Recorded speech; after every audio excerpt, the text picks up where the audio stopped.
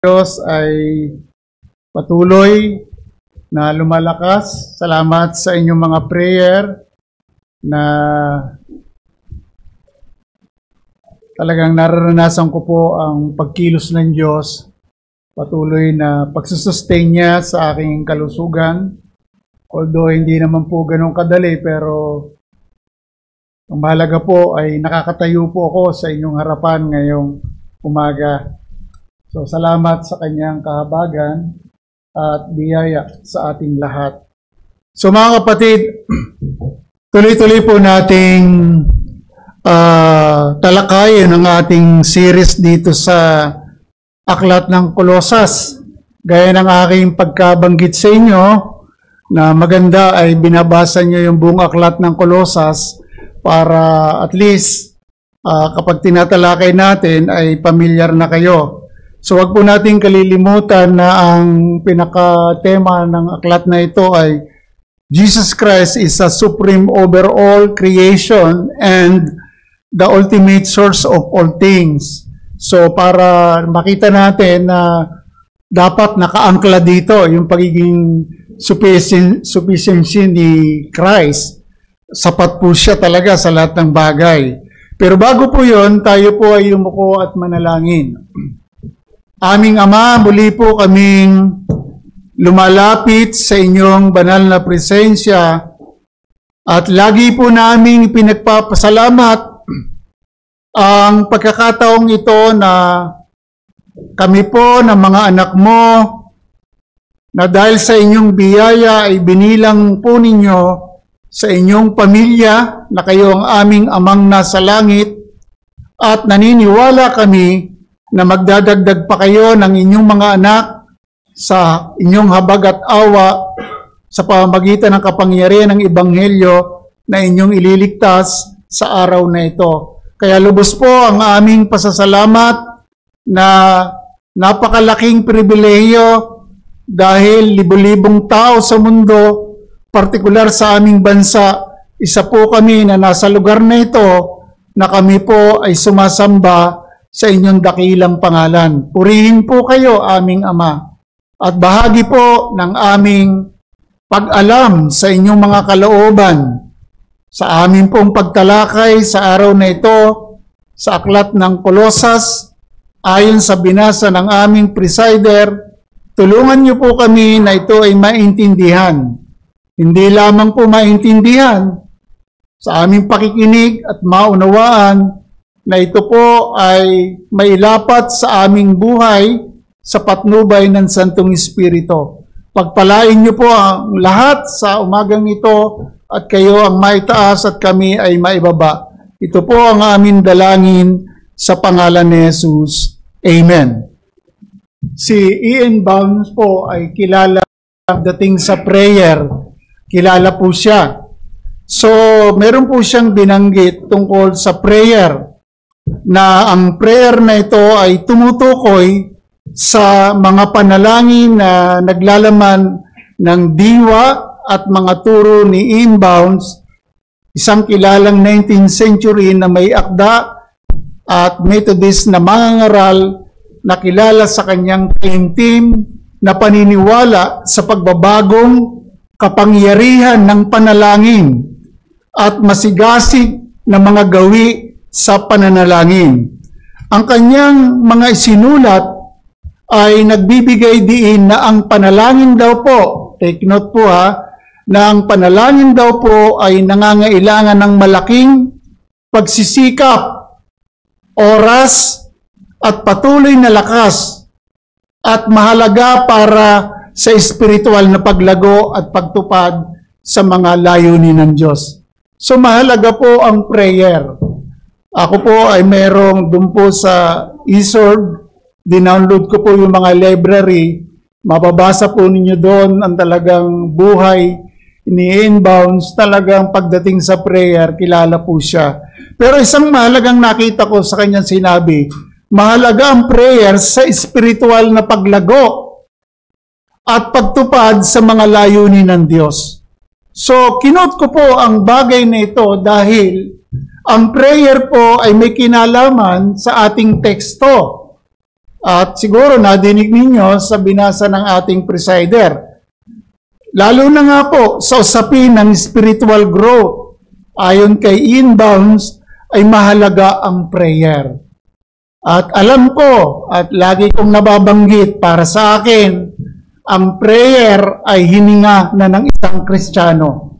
Kaya lang, ang tanong ko, tayo po ba ay mapanalanginin? Kayo na lang po makakasagot niyan at ang Diyos.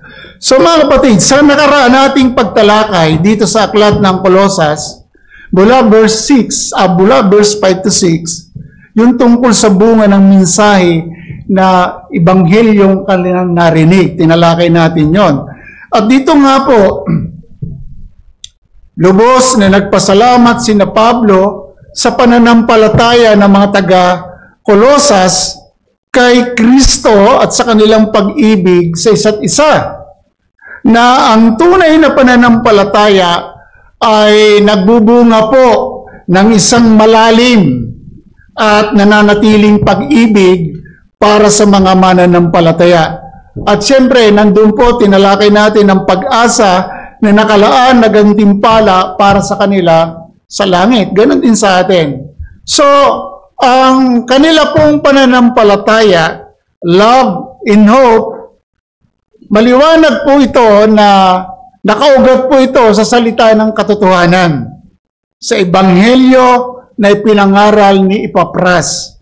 So ngayon po, talakayin natin ang reason ni na Pablo bakit hindi sila tumigil sa pananalangin para sa kanila. So yun magandang makita natin. So gusto kong basahin yung verse 9 to 10.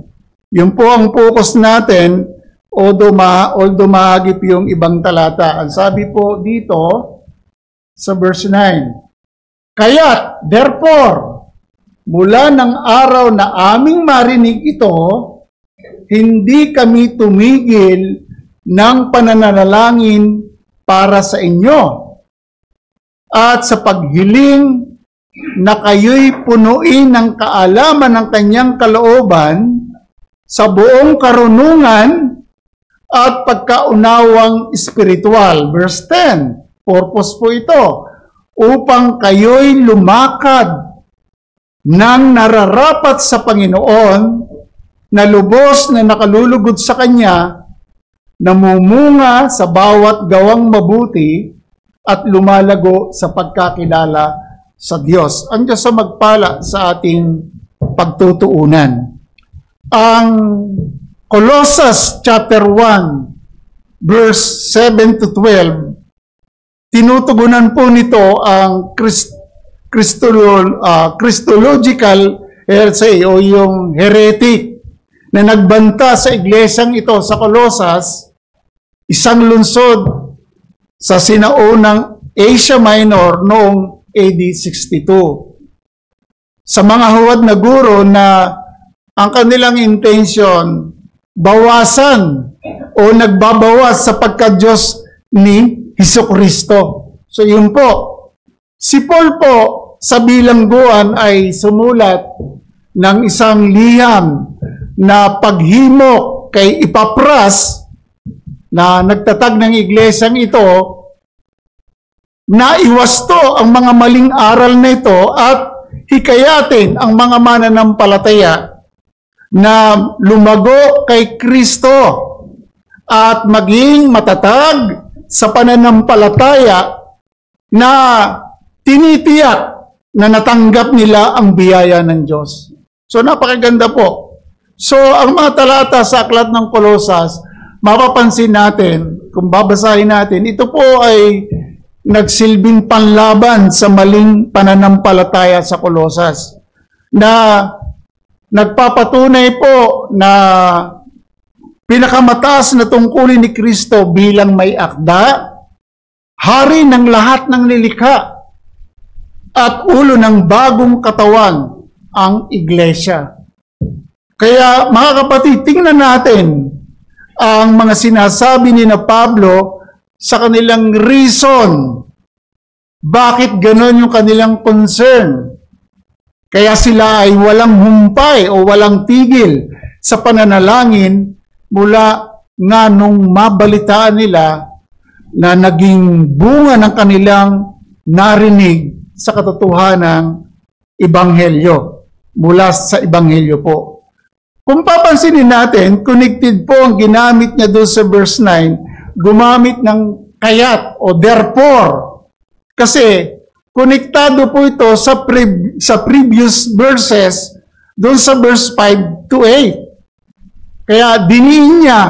Kaya sa verse 9 na binasa natin, dito natin alamin ang laman o concern ng mga prayer nila. Kaya ang topic po natin o titulo ngayong umaga, The Importance of Christian Growth. Ang kahalagahan ng paglagong Kristiyano. Kumbaga, habang tinatalakay po natin ito mga kapatid, paano ko ba i-evaluate ang aking sarili? Ako ba ay lumalagong Kristiyano? O pa-decrease ng pa-decrease o increase ng increase? So, evaluate po natin. At mahabagi ng Diyos, mabiyaya ang Diyos, siya po nagsusustain.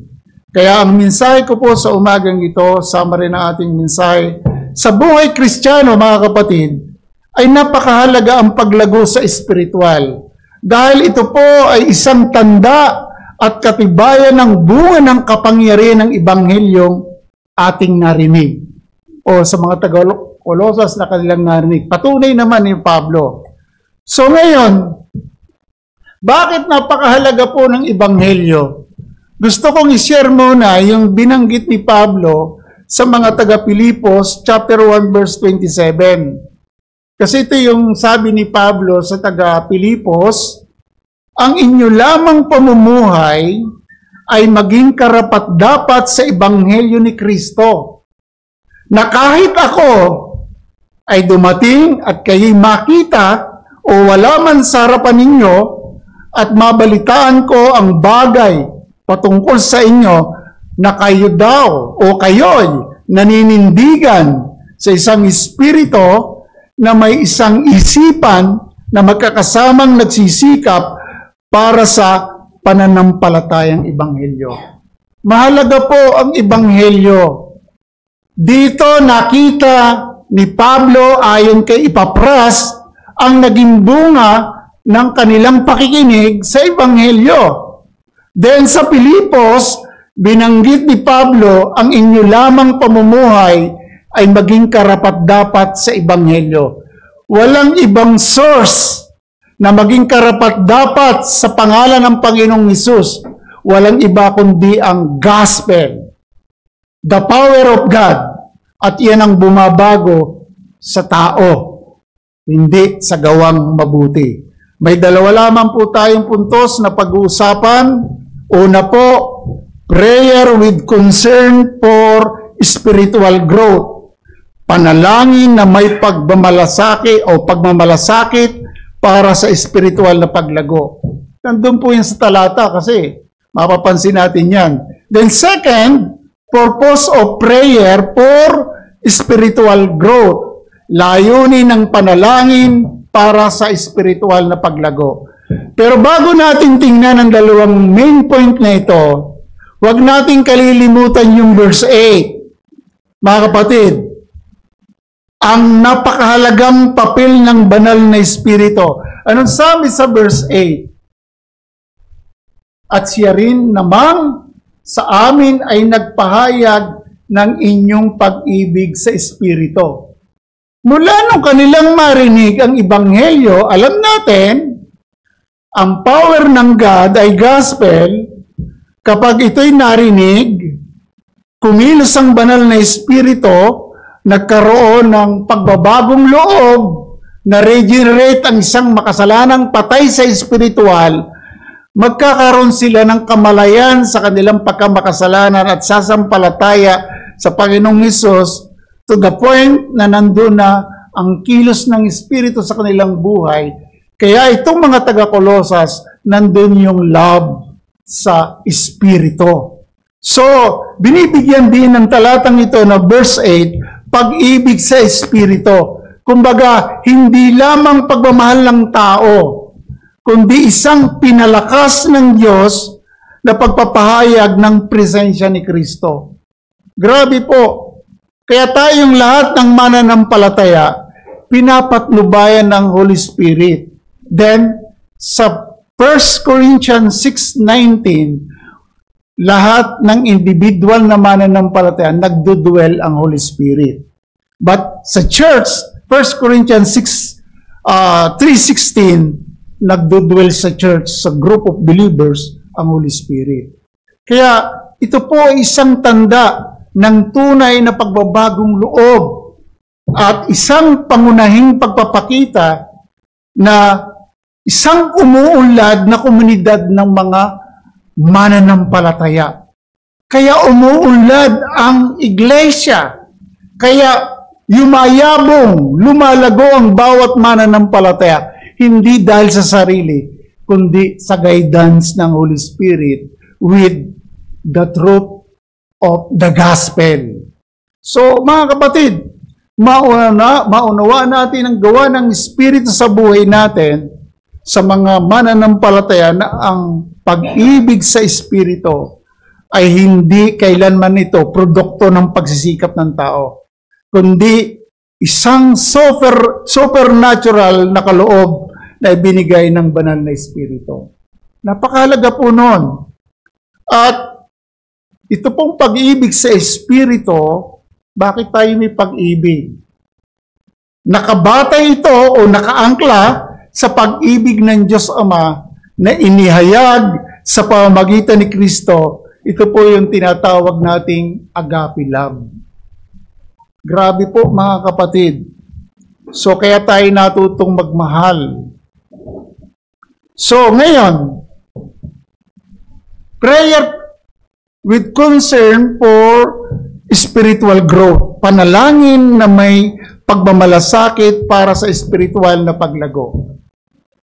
Sa Scripture Direct, ang sabi po dito, verse 9, because of this, we also since which day we heard, we do not cease, pansinin nyo, we do not cease for your sake praying and asking that you may be made complete regarding the knowledge of His will by wisdom and spiritual insight.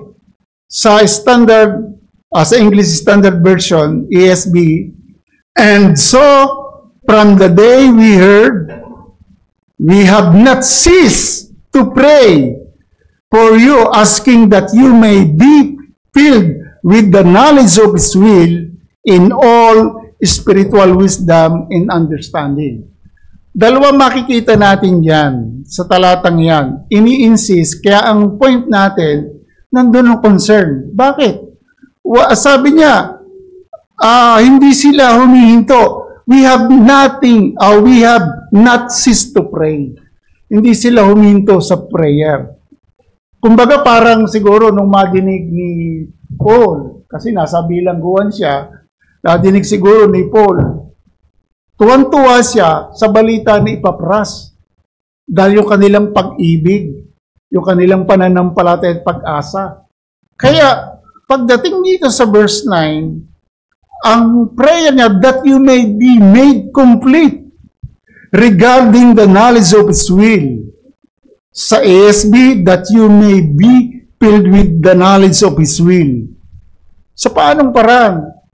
By wisdom and spiritual insight. Sa ESV, in all spiritual wisdom and understanding. So mga kapatid, napakahalaga po. Para maintindihan natin, titingnan natin mamaya, dinidiin po sa talata ang pangailangan sa malalim, karanasang kaalaman sa kalooban ng Diyos. Mahalaga po yun. Tayo pong mga mananampalataya, walang ibang dapat i-desire natin. Alamin talaga yung kanyang kalooban. Ang sabi diyan sa pamamagitan ng spiritual na karunungan at pangunawa. Bakit po? Ang pagsasana sa mga mananampalataya, bakit sasanahin? Upang mamuhay ng mabunga sa mabubuting gawa. Pagtitiis. Masanay po kasi pag hindi ka malalim sa will ng Lord, Baka bumigay ka sa mga tiisin mo. Masanay sa pagtitiis at masayang pasasalamat sa lakbayin ng pananampalataya. May joy ba tayo sa journey natin sa faith? Dapat nandun po. Ang diin po ay isang buhay na nagbubunga sa bawat mabuting gawa. Kumbaga, hindi po bilang isang paraang para matamo ang kaligtasan. I-rejected na natin yan.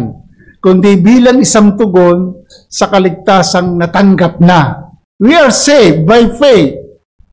Klaro po yan. At ang pagbabagong nagawa ng Diyos sa buhay natin.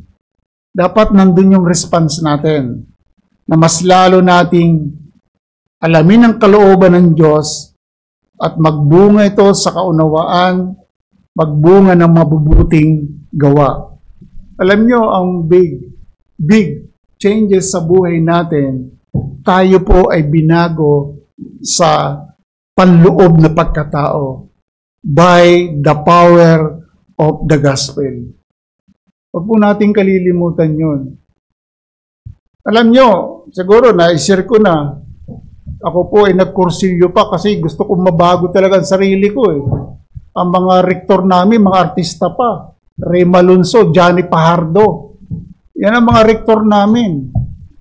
Pero after 1 month, tanggiro na naman.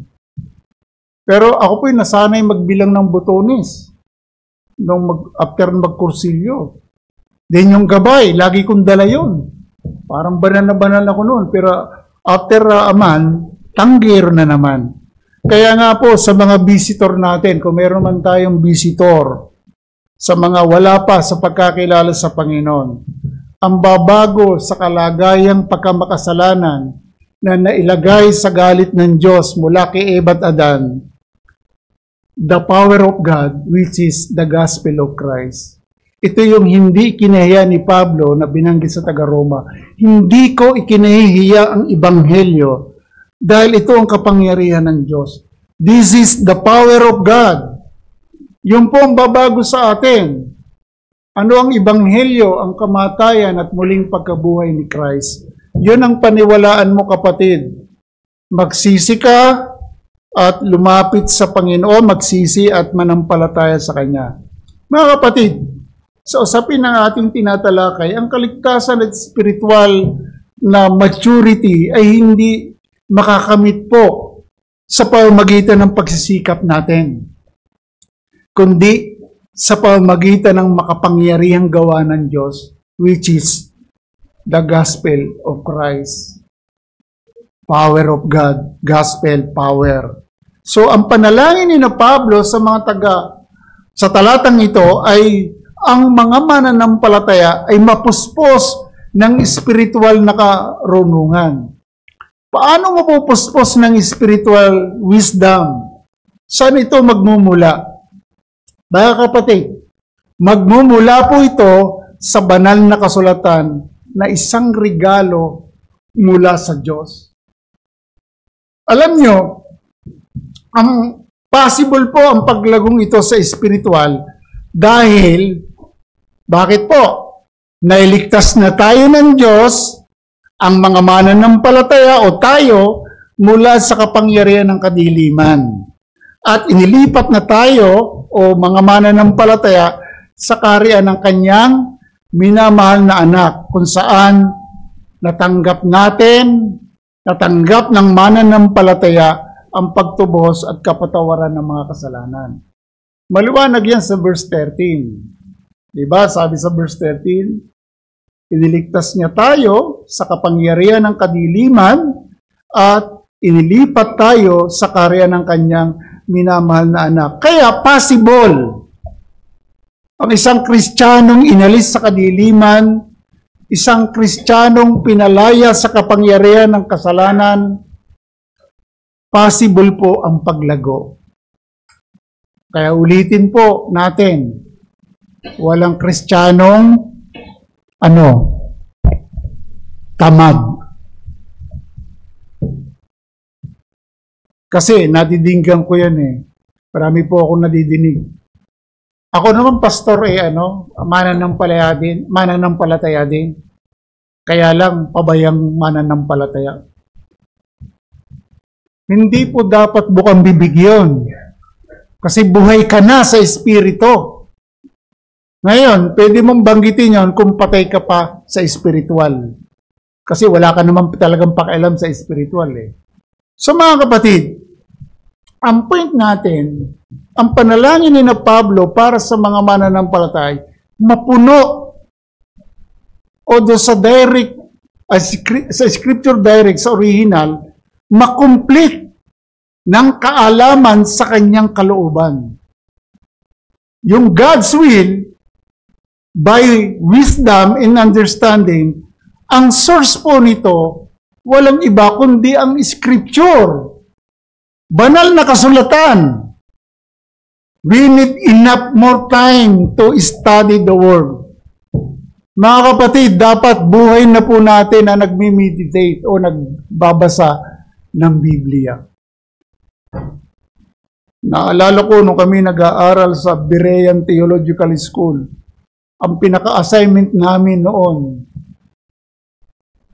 ay kailangan mong mabasa bago matapos ang taon ang buong Biblia ng 2 beses. Ang problema noon, ire-record mo o ilang chapter, tapos ire-report mo.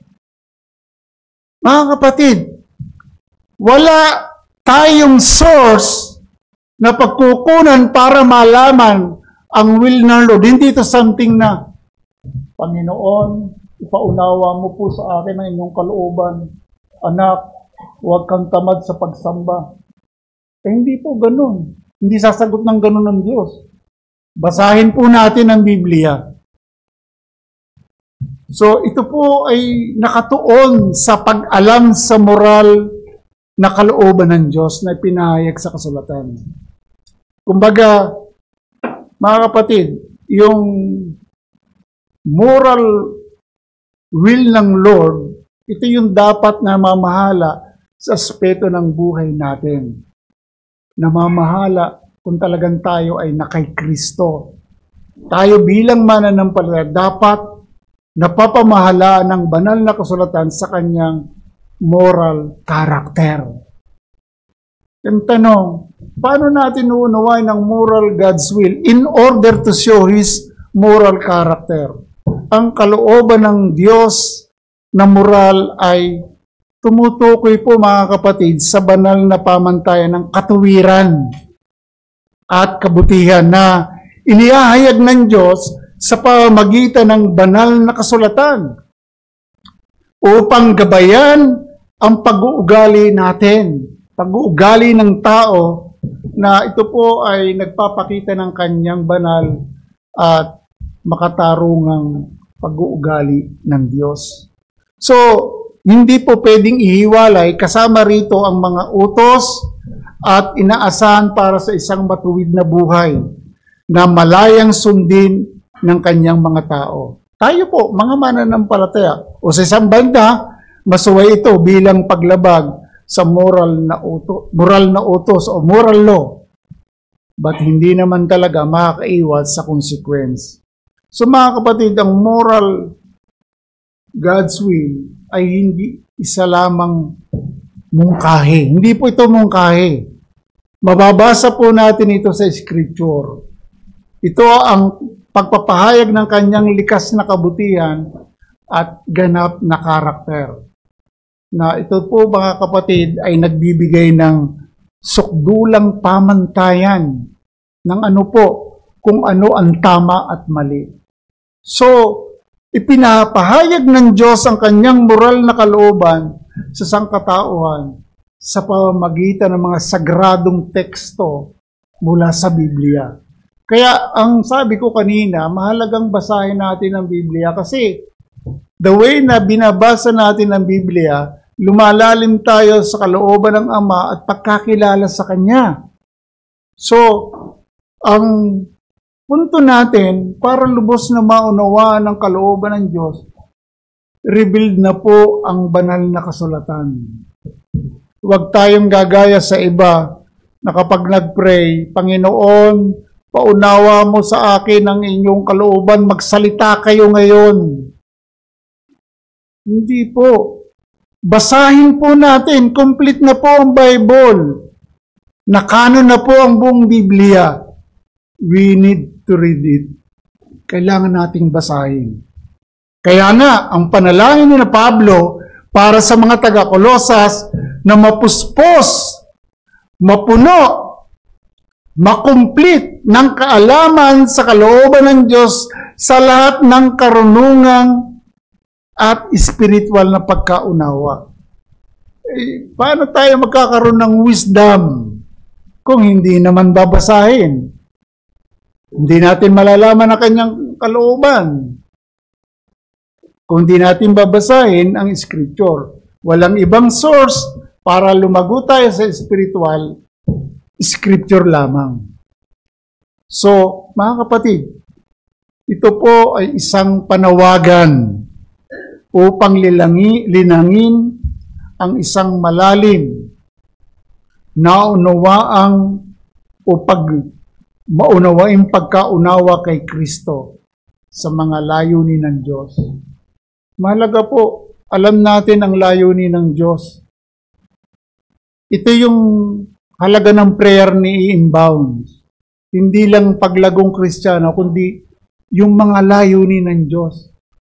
Kasi the way nagme-meditate tayo, siyempre mananalangin ka, magpipray ka, para mas lalo mong maintindihan ang Scripture. At doon mo maintindihan yung layunin ng Diyos. Bakit ba ako niligtas ng Diyos? Bakit ba ako inalis sa kasalanan? Bakit ba ako inalis sa kadiliman? Bakit ba ako inalis sa kapangyarihan ng kadiliman? Pero mamaya sa ikalawang puntos natin, makikita natin yung purpose. So, mga kapatid, mahalaga ang kaalaman sa kanyang kalooban. Maliwanag din po ito sa sinasabi ni Pablo. Gusto kong i-share sa inyo sa mga taga-Roma. Anong sabi niya? Huwag ninyong tularan ang sanlibutan ito, kundi magbago na kayo sa pamagitan ng pagbabago ng inyong pag-iisip, upang mapatunayan nyo kung alin ang mabuti, kasiyasiya at lubos na kalooban ng Diyos. Siyempre, inalis na tayo sa pamantayan ng mundo eh. Binago na tayo ni Kristo sa kapangyarihan ng Ebanghelyo. Hindi na tayo nakikipamatok sa style ng mundo, kundi mag-iba na tayo ng pag-iisip. Ano ang purpose? Malaman natin talaga kung anong mabuti, kasiyasiya, higit sa lahat, yung lubos na kalooban ng Diyos. Hindi po tayo maaaring magtakda na gawin ang kalooban niya kung hindi natin naiintindihan. Hindi ito something na emotional lang, kundi dapat naiintindihan natin ang will ng Lord. Sa alinman sa mga ito, hindi sina Pablo humingi ng material na bagay, kundi ang ginigit ni Pablo, isang lumalagong buhay Kristiyano sa kalooban ng Diyos. Kapansin-pansin po ang kahilingan, pagkakaunawa sa kalooban ng Diyos sa pamagitan ng wisdom at understanding. Kaya ang unang challenge ko po sa ating unang main point, prayer with concern for spiritual growth. Mga kapatid, ito ang mga bagay na higit sa lahat na nais niyang magkaroon tayo. Matuto tayo dito sa aral na nais ng Diyos na matutunan natin. Lumago tayo sa pagkaunawa sa kalooban ng Diyos sa pamagitan ng spiritual wisdom and understanding. Ito po ang malasakit ni Pablo sa kanilang walang humpay na panalangin. Ito rin dapat, mga kapatid, ang malasakit natin sa bawat isa.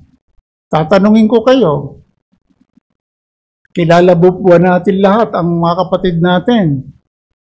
Dapat nababanggit natin by name. Magpanalanginan tayo sa isa't isa. Kasi mahalaga po ang prayer. Sina Pablo, araw at gabi, nagmi-meditate ng word at nagpipray po sila. So, mahalaga po na tayo ay magpanalanginan. Bakit po?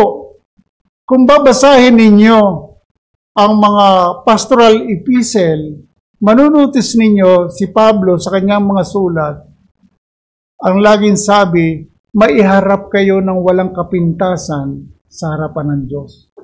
Maiharap ang iglesia na walang kapintasan. Ephesians 1:4, mula sa walang hanggan, pinili na tayo bago tinatag ang mundo. Ang purpose ay maging banal. Yes, through Jesus Christ, ginawa tayong banal at walang kapintasan. Pero dahil hindi pa tayo perfect, may kapintasan pa tayo. Pero ang laging sabi ni na Pablo sa kanilang pastoral epistle, maiharap ng walang kapintasan. Kasi ang goal ay yun po maiharap tayong walang kapintasan. Kaya kailangan mahalaga ang Kristiyanong paglago. Kaya dapat maging concern natin sa prayer. Sa bawat isa, ipanalangin natin yung spiritual na paglago. Ang sabi ni Spurgeon sa kanyang komento dito, naunawa ni Spurgeon na ang panalangin ni Pablo ay isang tugon sa pangailangan para sa higit na spiritual pangunawa sa iglesia sa Colosas. Nakita niya na ang kamangmangan ay pinagmumula ng kamalian. Kawalan tatag at kahinaan, ibig sabihin, ninanais ang mabuting pagtuturo para sa mga mananampalataya. So, balik na naman sa scripture, di ba? Tama Kung hindi malalim ang ating pagkaunawa sa kalooban ng Diyos, madali tayong matangay. Ngayon, ang dami sa media. Kahit nga mga mananampalataya, nagtatalo-talo sa mga paniniwala. Pero hindi, balik tayo sa scripture. Mga kapatid, samantalahin natin ang patuloy na paglalaan ng time sa pag-aaral sa banal na kasulatan. Meditation and prayer. Siguro naman naiintindihan natin ang gusto nating ipunto. Prayer with concern for spiritual growth. Pangalawa, purpose of prayer for spiritual growth. Layunin ng panalangin para sa spiritual na paglago. Pansinin po natin yung verse 10. Upang kayo'y lumakad ng nararapat sa Panginoon na lubos na nakalulugod sa Kanya, namumunga sa bawat gawang mabuti at lumalago sa pagkakilala sa Diyos. Napakaganda. Purpose of prayer for spiritual growth. Sa Scripture Direct, verse 10, to live worthy of the Lord unto all that which pleases by every good deed, causing results and increasing with respect to the knowledge of God. Sa ESV, so as to walk in a manner worthy of the Lord, fully pleasing to Him, bearing fruit in every good work, and increasing the knowledge of God. Hindi nawawala po yung increasing the knowledge of God kasi mahalaga po yun So, yun po yung purpose. So, ang layunin ni Pablo sa kanilang prayer, lumakad ng karapat-dapat sa Panginoon unto all that which pleases, fully pleasing to Him. Sa ESV, fully pleasing to Him.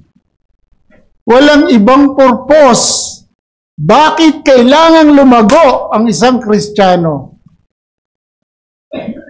Ma-please po natin ang Diyos. Mapaluguran po natin ang Diyos. Maluwalhati natin ang Diyos. Sa paanong paraan? By every good deeds, causing result. Take note causing result in increasing with respect to the knowledge of God. Yun ang result The way na lumalalim ka sa pagkakilala sa Panginoon, magbubunga yan ng bawat mabuting gawa.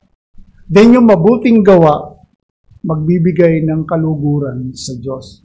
Sa ESV, bearing fruit in every good work and increasing the knowledge of God. Mga kapatid, hindi pwedeng hindi lalago ang isang Kristiyano sa pagkakilala sa Diyos sa kanyang kalooban. Ang lumakad na nararapat sa Panginoon, verse 10, sa resultang bunga sa bawat mabuting gawa, Alam po ba ninyo, ito ay likas na pag-agos, pagdaloy ng pagiging ganap na nasa Kanya si Kristo. Wow! Dapat parang tubig ito, nagpo-flow. Parang channel. Bakit? United tayo in Christ. Ang source natin ay si Christ. Siya nga ang pinagmumula ng lahat ng bagay. Siya ang pinakamataas sa lahat ng bagay. Sapat si Kristo. Si Jesucristo ang pinakamataas sa lahat ng nilikha at ang pinagmumula ng lahat ng bagay. Kaya ang linaw, kung tayo ay nakay Kristo at hindi ka lumalago, anong pwede nating itanong? Baka questionable ang kanyang pagsasabing na kay Kristo. Pero hindi, ang totoo Ikaw ang nakakaalam Sina-challenge lang natin ang bawat isa kung talagang tayo na kay Kristo. Ang purpose nga ay paluguran natin ng Diyos. Ang lakad na ito ay nailalarawan sa pamagitan ng pagiging mabunga sa mabuting gawa at paglago sa kaalaman sa Diyos. Na nagbubunga ng kabanalan ng pamumuhay. Wala namang intention ng God mamuhay tayo sa kabanalan di ba? Bakit? God is holy. Anong sabi ni Peter? Ang tumawag sa inyo ay banal, kaya kayo ay magpakabanal. Sa paanong paraan? Sa lahat ng ginagawa natin. Lagi kong nababanggit ang kabanalan hindi po something na malaki ang Biblia. Papunta ng Belo, papunta ng Belo. Hindi po yan ang kabanalan. Ang kabanalan ay yung pagbabago ng buhay. Na bunga ng banal na espiritu. Na mayroon kang kabaitan, may kababaang loob, may self-control. So, mga kapatid, ito yung purpose na concern ni Pablo sa spiritual growth ay lumakad ng karapat-dapat sa Panginoon. Ang buhay na karapat-dapat sa Panginoon ay isang patuloy na spiritual na paglago sa kabanalan na nagpapakita ng pagiging Panginoon ni Kristo sa bawat aspeto ng ating buhay, mga kapatid. Ang mga panalangin ni Pablo sa mga taga-Kolosas ay magbunga sa bawat mabuting gawa na ibig sabihin po, nagpapakita ng kanilang spiritual na pagbabago at pagkakaisa kay Kristo. So ano ang layunin? Nabanggit ko na ito, upang paluguran ng Diyos. Bigyan natin ng kaluguran ng Diyos. So, inuugnay dito yung kaalaman sa kalooban ng Diyos na nagbubunga ng mabuting gawa, isang buhay na nakalulugod sa Diyos. Walang ibang dapat nating bigyang kasiyahan kundi ang Diyos. I-evaluate natin yung lahat ng ginagawa natin. Ito ba ay nakapagbigay lugod sa Diyos? Ang Diyos lang ang nakakaalam sa buhay natin. Yes, di tayo perpekto. Sablay tayo minsan. Pero dapat maging desire natin na bigyan siya ng kaluguran. Highest calling sa mananampalataya. Highest calling sa sangkatauhan ay i-glorify siya. So, ang karapat-dapat na lakad na ito ay hindi isang practical na pagpapakita ng pananampalataya. Ano yung mga practical na pagpapakita nito? Ito po ay isang aksyon na nakahanay sa spiritual na pagkaunawa na nagbubunga ng kabanalan ng pamumuhay. Yun po yun. Ang kaalamang ito'y dapat magresulta sa isang buhay na karapat-dapat sa Panginoon at kilos, aksyon na dinisenyo upang palugdan siya sa lahat ng paraan ng ating pamumuhay. Palugdan siya sa lahat ng bagay.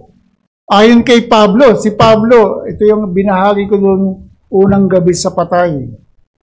Sa mga buhay pala, sa wake ni Sister Luisa. So, Ang sabi doon sa 2 Corinthians 5:9, ang mapalayo sa katawan, o mapas sa katawan, o mapalayo sa katawan, walang ibang mithiin si Pablo ay bigyang kasiyahan ng Diyos. Grabe po. Sana ito yung maging laman ng ating puso. Kaya sina Pablo, yung prayer concern sa spiritual growth, ay talagang sila ay magbunga. Dahil ang purpose nga, mapaluguran ng Diyos. Kung tayo ay nabubuhay upang bigyang kasiyahan ng ating sarili, hindi natin mapapalugdan ng Panginoon sa anumang paraan. Dapat tayong magkaroon ng parehong salubin na mayroon siya, ang Panginoong Diyos. Bakit po? Gusto kong basahin sa inyo ang binanggit ni Christ. Kung connected tayo kay Christ, united tayo kay Christ, dapat parehas ang ating puso kay Christ. Kasi na kay Kristo tayo eh. Ang sabi sa John 8:29, at siya na nagsugo sa akin ay kasama ko. Kasama ba natin si Kristo? Oh, hindi niya ako pinababayaan nag-iisa. Pinabayaan ba tayo? Hindi. Sapagkat ito'y sinasabi po, pinapakilala niya nagsugo sa kanya.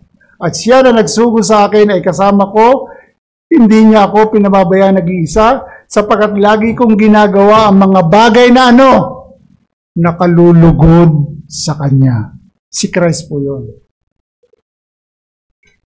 Konektado tayo kay Christ, we are in Christ, dapat parehas po yung heart natin. Ang ating kilos ay hindi dapat nakabatay kung ano ang gusto o ayaw natin. Kung ano ang nakalulugod sa atin o hindi nakalulugod sa atin. Kundi gawing lahat sa ikalulugod ng Diyos. Kasi yan po ang pinaka-purpose eh. Wala tayong mithiin dapat sa buhay ay bigyan siya ng kaluguran sa lahat ng ating ginagawa o paraan ng ating pamumuhay sa kabanalan. Ang punto natin, ang buhay Kristiyano, mga kapatid, ang buhay Kristiyanong paglago, patuloy na paglago sa mga espiritual na karunungan, pagkaunawa mula sa salita ng Diyos upang mabigyan natin siya ng kaluguran. Papansinin natin sa buhay natin, mga kapatid, lalo sa ating pagpapatuloy sa lakbayin ng pananampalataya, sa paglagong Kristiyano o paglago sa espiritual, ay hindi madali. Kasi sumasablay tayo eh. Minsan nanghihina tayo. Parang gusto nating umayaw. Bagamat mayroong nananalangin sa atin, tulad ni Pablo sa mga taga-Kolosas, kailangan natin ang lakas mula sa Panginoon. Anong sinabi sa verse 11? Naway palakasin kayo sa buong kapangyarihan, ayon sa kalakasan ng kanyang kaluwalhatian, para sa lahat ng katatagan at pagtitiyaga na may galak. Well, na nagpapasalamat sa Ama na ginawa niya tayong karapat-dapat, take note, na makabahagi sa mana ng mga banal sa kaliwanagan. Napakagandang talata. Ang panalangin po ay para sa mga mananampalataya na palakasin ng kapangyarihan ng Diyos. Bakit po? Sa lakbay ng ating pananampalataya, journey ng ating faith, hindi naman madali eh. Dumadanas ang iba ng sakit, dumadanas ang iba ng kahirapan, pero hindi dapat mawala yung intention na lumugo tayo sa kalooban ng Ama, sa kalooban ng Diyos, para bigyan siya ng kaluguran. Pero, binigay na ni Paul sa taga-Kolosas, kailangan natin ang lakas ng Diyos. Kailangan natin ang biyaya ng Diyos. Dahil sa hangarin nating lumago sa buhay Kristiyano, sabi ko nga, hindi madali. Mayroon tayong struggle sa buhay. Ang lakas na ito ay isang masasabi nating katatagan, magbibigay katatagan. Mga kapatid, ito ang umaalalay sa atin sa mga paghihirap o anumang sitwasyon sa buhay. Mga kapatid, ito po ay isang positibo, tiwala na nasaloobin sa kabila ng pagdurusa, sa halip na kapaitan o awa sa sarili. Ang kagalakang ito ay isang pangako para sa mga taong nagpapahintulot po sa banal na Espiritu ng Diyos na kontrolin o gabayan tayo. Yun po. Hayaan natin kasi kung may pagmamahal tayo sa Espiritu, hayaan nating i-guide tayo ng Holy Spirit na lalo nating maintindihan ang kanyang layunin sa buhay natin. Ang talatang ito ay naunawaan sa loob ng konteksto ng kataas-taasang kapangyarihan ni Kristo, na siya pong pundasyon para sa pagpapanatili ng kagalakan na mapagtiisan natin, na matyaga, na tayong namumuhay na karapat-dapat sa Panginoon. Mga kapatid, habang tinatahak natin ang paglagong Kristiyano, hindi nga po ito smooth o easy life. Patuloy ang pakikipagbuno natin sa kasalanan, kaya kailangan natin ang lakas mula sa Panginoon. Ang isang maganda dito, yung verse 12, resulta ng lakas at masayang pagtitiis, ito po isang pusong puno ng pasasalamat sa Ama. Bakit po? Kinikilala ang ating katayuan bilang kabahagi ng mana ng mga banal na nasa liwanag. Yung verse 12, di ba? Ang point natin, ang kapangyarihan ay nagmumula sa malulhating kapangyarihan ng Diyos na panlabas sa individual, ngunit nagiging panloob po ito, mga kapatid, na kapangyarihan sa pamagitan ng nananahan na banal na Espiritu na naghahatid sa isang lakas na umaas sa Diyos lamang at hindi sa sarili. So mga kapatid, iba natin napapansin. Siguro may mga time na parang gusto nating umayaw. Parang nangihina tayo, nauupin tayo, natitisod tayo, pero nagugulat tayo dahil yung conviction ng Holy Spirit nandoon. Ginaguide tayo na bumangon tayo, lumakas tayo. Sinusustain tayo ng Panginoon. Kaya sa ating pagtatapos at hamon, mga kapatid, napakahalaga po ang paglagong Kristiyano o paglago sa buhay spiritual, dahil ang layunin po nito na ating nabanggit, palugdan ng Diyos at may harap tayong walang kapintasan sa harapan niya pagdating ng kaganapan ng lahat sa kaluwalhatian. Kaya nga mga kapatid, magkaroon tayo ng pagmamalasakit sa pananalangin sa mga kapatiran para sa patuloy na paglago sa spiritual na buhay, sa layuning bawat isang mananampalataya ay maging isa ang layunin na bigyang kaluguran ang Diyos. So, ang paglagong Kristiyano ayon kay John Bunyan, gusto kong basahin sa inyo, bilang isang mahirap na espiritual na paglalakbay na nailalarawan sa pamamagitan ng patuloy na pananampalataya, pagtsatsaga sa mga pagsubok at ang patuloy na proseso ng pagiging mas katulad ni Kristo. Lahat ay pinalakas ng biyaya ng Diyos at nakaangkla sa kanyang mga pangako. Ang paglalakbay na ito ay minarkahan ng mga pakikibaka laban sa kasalanan at mga tukso na sa huli ay nagsisilbing palakasin ang pananampalataya at magbunga ng espiritual na bunga na naghahatid sa kalaunan ng pagkamit ng Celestial City. Celestial City is a term referring to a perfect heavenly realm. Mga kapatid, napakaganda po. Kumpleto ang binanggit ni Paul. Hindi lang siya nagmalasakit, walang humpay na pananalangin para sa kanila na magbunga, para bigyan ng kaluguran ng Diyos. Nag-encourage siya, ang lakas ay mula sa Panginoon. At idiniin ang verse 12, nagpapasalamat sa Ama dahil ibinilang tayo sa mana pagdating ng panahon sa kaliwanagan. So, gusto kong i-challenge ang lahat ng visitor muli. Tunay na pagbabago ng buhay mula lamang sa kapangyarihan ng Ebanghelyo. Kung gusto mo ng tunay na pagbabago, sampalatayanan mo ang ginawa ni Kristo sa krus ng Kalbaryo. Siya ay nagsakripisyo, siya ay namatay para akuin ang kasalanan ng sangkatauhan. At sa iyong pagsampalataya, tanggapin mo ang katubusan at kapatawaran ng kasalanan. At mailagay ka sa paghahari ni Kristo sa kaliwanagan upang maranasan mo ang tinalakay natin na patuloy na paglago sa espiritual.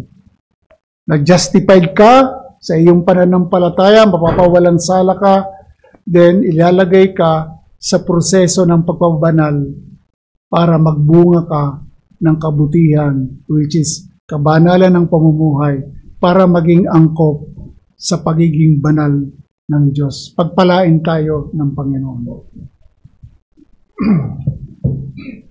Aming Ama, salamat po sa umagang ito. Salamat sa inyong mga salita na aming nadinig. Salamat sa kabutihan ninyo. Isang pagpapatunay na inyong kaparaanan ng biyaya para kami tulungan na makita namin ang kahalagahan ng paglagong Kristiyano. Paglago sa espiritual upang kami po ay maging karapat-dapat sa Panginoon sa paraan ng mabubuting gawa. Salamat po sa bawat isa at nawa sa mga nakadinig ng kapangyarihan ng Ebanghelyo, ang kamatayan at muling pagkabuhay ni Kristo, ang Ebanghelyong kapangyarihan mo ay magligtas po kayo. Salamat po. Ito po ang aming dalangin sa pangalan ni Jesus. Amen.